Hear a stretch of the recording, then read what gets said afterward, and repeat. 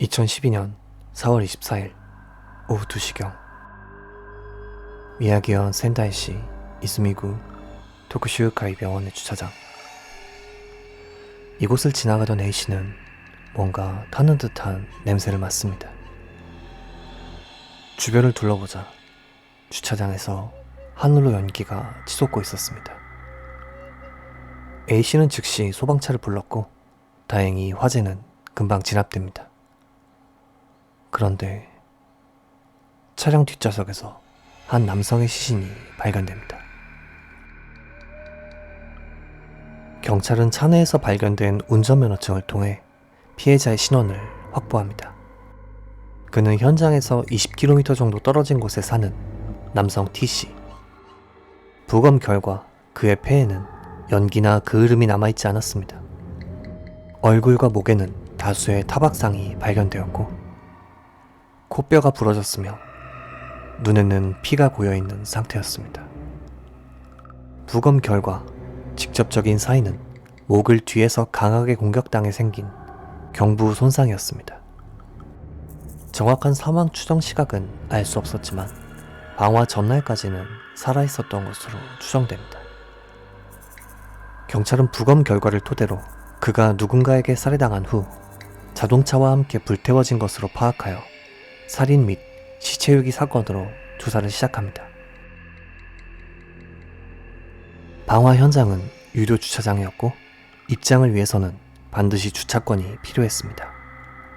하지만 차 내에서는 주차권이 발견되지 않았기에 언제 주차장에 들어왔는지를 파악할 수 없었습니다. 이는 사건을 은폐하기 위해 범인이 가져갔을 가능성이 높은 것으로 추정됩니다. 경비원의 증언에 따르면 T씨의 자동차가 주차장에 들어온 것은 방화 직전인 1시 52분경이라고 했으나 이외에 다른 증언들을 취합한 결과 사건 당일 아침 9시 반에도 주차되어 있던 것으로 판명됩니다. 불탄 자동차에는 특이한 점이 하나 있었는데요. 안쪽을 볼 수 없도록 조수석 일부와 뒷좌석 창문 안쪽에 신문지를 붙인 것입니다. 창문에 붙은 신문지는 23일 아침 스포츠 신문이었고 이는 T씨가 직접 산 것으로 밝혀집니다. 또한 T씨의 지갑은 그대로였으며 문은 잠기지 않았고 차키가 꽂힌 상태였습니다. 자동차에는 등유를 뿌린 흔적과 등유를 넣었던 작은 페트병도 함께 발견됩니다. T씨는 평소부터 차에 기름을 넣을 때 조금씩 넣는 습관이 있었다고 합니다.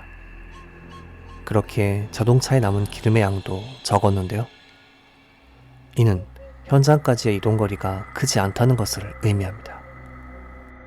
결론적으로 T씨가 현장 주변에서 사건에 휘말려 살해당했을 가능성이 높다는 것이죠.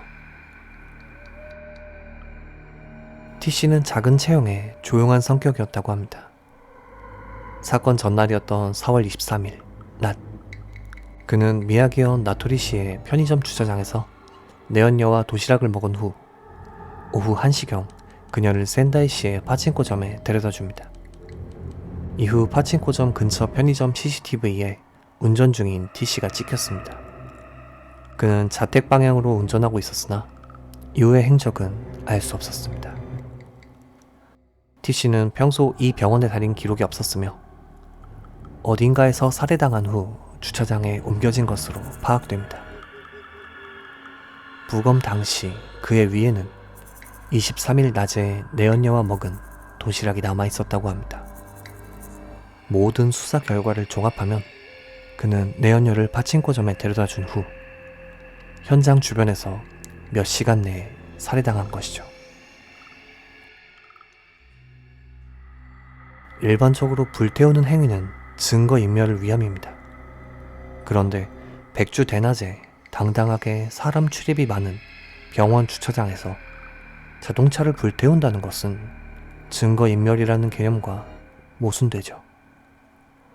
만약 남에게 보여주기 위한 것이 목적이었다면 병원 주차장이라는 장소는 납득할 수 있지만 그럴 경우 자동차 창문에 신문지를 붙여 안을 안 보이게 할 필요가 없기에 범인의 행동에 모순점이 생깁니다.